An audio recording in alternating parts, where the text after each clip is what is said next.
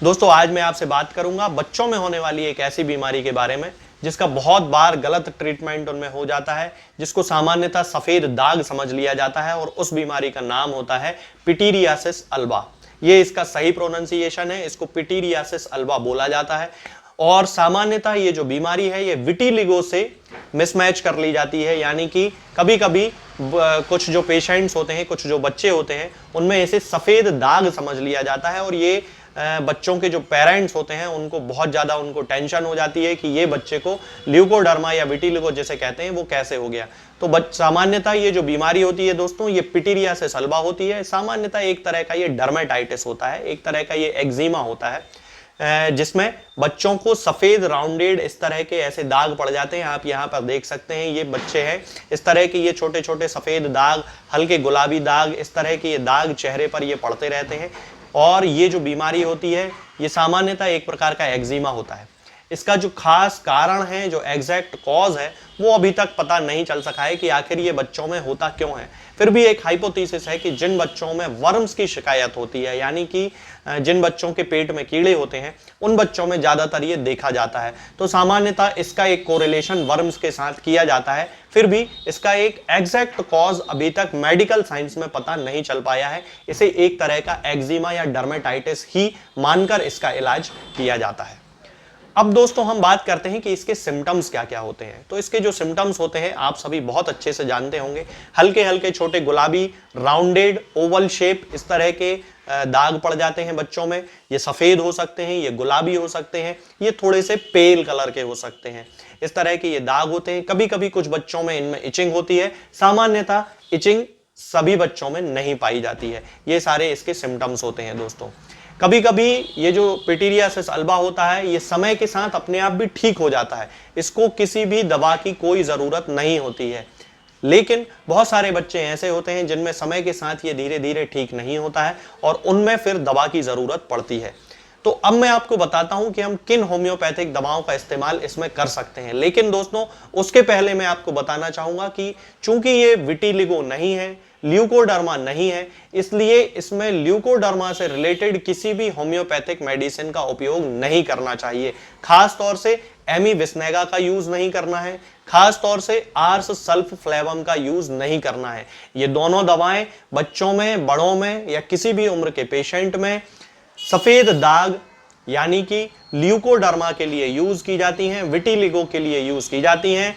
जिन बच्चों को पिटीरियासिस अल्बा की शिकायत हो उन बच्चों में एमिवेस्नेगा का और आर्स सल्फफ्लेवम किसी भी पोटेंसी में यूज नहीं करना है। इससे आपके बच्चे के ऊपर प्रूविंग हो सकती है और फिर उसको सफेद दाग की बीमारी डेवलप हो सकती है, ल्यूकोडर्मा की बीमारी, विटिलिगो की बीमारी डेवलप हो सकती है।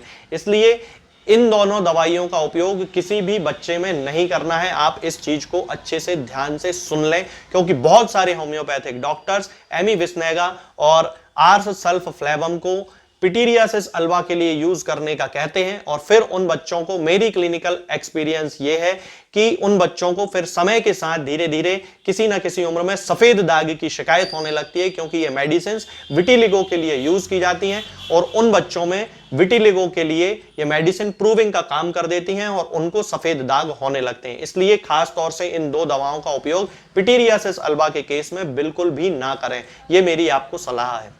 अब हम बात करते हैं कि किन होम्योपैथिक दवाओं का हम इसमें यूज कर सकते हैं। तो दोस्तों बहुत सारी होम्योपैथिक दवाएं हैं जो बहुत अच्छे रिजल्ट देती हैं। खास तौर से बच्चों के सिम्टम्स के बेसिस पे मैं आपको दवाई बता देता हूं जो मैंने क्लिनिकल प्रैक्टिस में यूज किए हैं और मुझे जिनके बहुत अच्छे रिजल्ट मिले हैं। तो सबसे पहले दोस्तों वो बच्चे आते हैं जो थोड़े से इंट्रोवर्टेड किस्म के होते हैं, जो लोगों से थोड़ा सा कम बात करते हैं, जिनको अपने काम से मतलब रहता है, जो थोड़ा सा नमक एक्स्ट्रा खाते हैं। उन बच्चों में खास तौर से ये पिटीरियासिस अल्बा की प्रॉब्लम देखी जाती है। गाल पे उनके छोटे छोटे सफेद कलर के, हल्के गुलाबी कलर के निशान पड़ने लगते हैं। तब उस कंडीशन में हमें उन बच्चों को नेट्रम म्यूरियाटिकम 200 पोटेंसी में 4 बूंद 4-5 दिन में एक बार देते रहना चाहिए। इसका उपयोग 1 महीने 2 महीने तक कर सकते हैं, मतलब 2 महीने में टोटल हम उसको 5-6 बार मेडिसिन दे सकते हैं बड़ी आसानी से। ये नेट्रम म्यूरियाटिकम 200 पोटेंसी में केवल 4 बूंद, तो उसके दाग होते हैं वो ठीक हो जाते हैं। इंटरकरेंट रेमेडी के रूप में, यानी कि होम्योपैथी में कॉन्स्टिट्यूशनल रेमेडी के साथ साथ इंटरकरेंट रेमेडी जो उस बीमारी से संबंधित दवा होती है उसका उपयोग किया जाता है। तो इंटरकरेंट रेमेडी के रूप में हम हर पेशेंट में बेसिलिनम 1 mg का डोज देना है। हमें 15 दिन में एक बार 4 बूंद उसकी हमें देना है। ये यहां पर इसकी फोटो है बेसिलिनम की, आप इसको देख लें। बेसिलिनम 1 mg है ये, इसकी 4 बूंद हर 15 दिन में एक बार बच्चे की या जो भी पेशेंट हो, चाहे उसको कमर पे हो रहे हो, चाहे उसके कंधों पे हो रहे हो, चाहे उसकी पीठ पे हो रहे हो, चाहे उसके पेट पे हो रहे हो या फिर उसके चेहरे पे हो रहे हो, किसी भी पेशेंट को इंटरकरेंट रेमेडी के रूप में बेसिलिनम 1 mg पोटेंसी में दी जा सकती है। 4 बूंद सीधे आप उसकी टंग पे रख दें, बिल्कुल कोई दिक्कत नहीं होगी। यदि ज्यादा छोटा बच्चा है और उसको दवा पीने में कोई प्रॉब्लम हो रही है तो फिर उसको पानी में 1 चम्मच या 2 चम्मच पानी में मिला के 4 बूंद दे सकते हैं। पानी इससे ज्यादा ना लें क्योंकि ज्यादा पानी हो सकता है वो बच्चा ना पिए। तो ये दवा आप इंटरकरेंट रेमेडी के रूप में यूज कर सकते हैं। अगली मेडिसिन आती है दोस्तों सिना। चूंकि सिना वर्म्स के लिए यूज होती है होम्योपैथी में, और ऐसे बहुत से बच्चे जिनको वर्म्स की प्रॉब्लम है उनमें ये पिटीरियासिस अल्बा नाम की जो बीमारी होती है ये देखी जाती है। इन बच्चों के जो खास सिम्टम होते हैं दोस्तों वो ये होते हैं कि ये जो बच्चे होते हैं ये अपनी नाक यानी कि टिप ऑफ द नोज जो होती है इसको बड़ा ऐसे रब करते रहते हैं। बिस्तर पे लेटेंगे तो इस तरह से अपनी नाक को रब करते रहते हैं, पिलो से रब करते हैं, बिस्तर से रब करते रहते हैं। ये जो बच्चे होते हैं इनको एनाल इचिंग की बहुत ज्यादा प्रॉब्लम होती है और इनके मुंह से यहां से लार बहुत ज्यादा गिरती रहती है। सोते समय आपने बहुत सारे बच्चों को देखा होगा कि उनके मुंह से यहां से लार गिरती रहती है। तब उस कंडीशन में दोस्तों हमें सिना 30 पोटेंसी में यूज करना है और उसकी 2-2 बूंद सुबह और शाम को पेशेंट को देना है। जो भी पेशेंट हो उसको ये 30-30 पोटेंसी में 2-2 बूंद सुबह शाम देना है कंटिन्यू 15 दिन तक। फिर उसके बाद 15 दिन बाद इसका डोज एक टाइम कर देना है और फिर अगले 15 दिन तक एक टाइम इसका डोज देना है। इसी बीच इंटरकरेंट रेमेडी के रूप में सिना के साथ हर 15 दिन में बेसिलिनम 1 mg का एक डोज जरूर देना है। ये आपको हमेशा दोस्तों याद रखना है। इसके बाद और भी बहुत सारी दवाइयां होती हैं दोस्तों, जैसे सल्फर का यूज भी पिटीरियासिस अल्बा के पेशेंट्स में किया जाता है। सल्फर की यदि हमें कोई पेशेंट दिखता है जो ज्यादा बहुत नहाता नहीं है, थोड़ा सा उसको अपने नहाना अच्छा नहीं लगता है, तो ऐसे बच्चे जो होते हैं उनको सल्फर दी जा सकती है।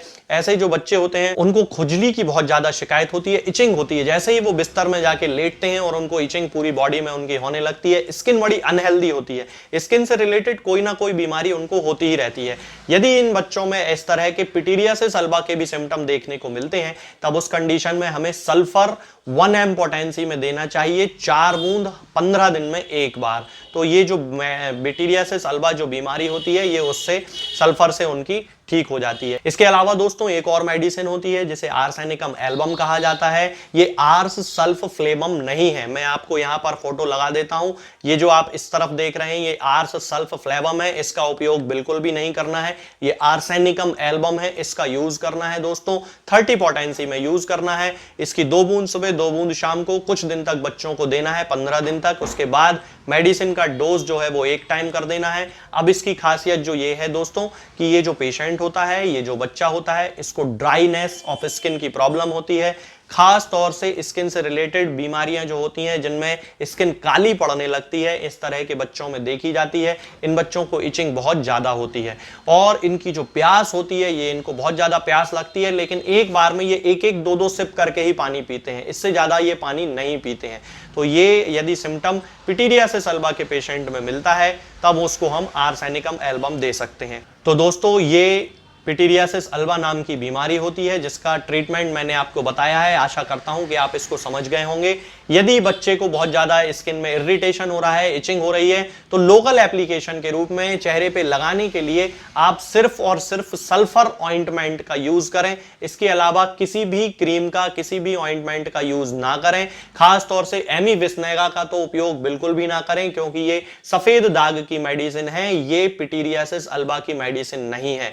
इसलिए लोकल एप्लीकेशन के रूप में भी इसका उपयोग नहीं किया जाना चाहिए। तो दोस्तों आज के लिए फिलहाल इतना ही। आगे के वीडियोस में मैं आपसे बात करूंगा कुछ नई बीमारियों के बारे में और उनकी होम्योपैथिक दवाओं के बारे में। तब तक के लिए जय हिंद, जय भारत। दोस्तों होम्योपैथिक दवाओं को खाने का सबसे अच्छा तरीका होता है कि हम हमेशा खाली पेट इन दवाओं को खाएं।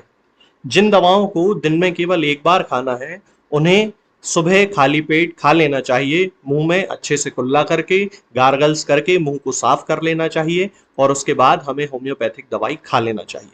जिन दवाओं को दिन में 2 बार या 3 बार या 4 बार खाना होता है, उन दवाओं को खाली पेट खाने का मतलब होता है कि हम उन दवाओं को खाने के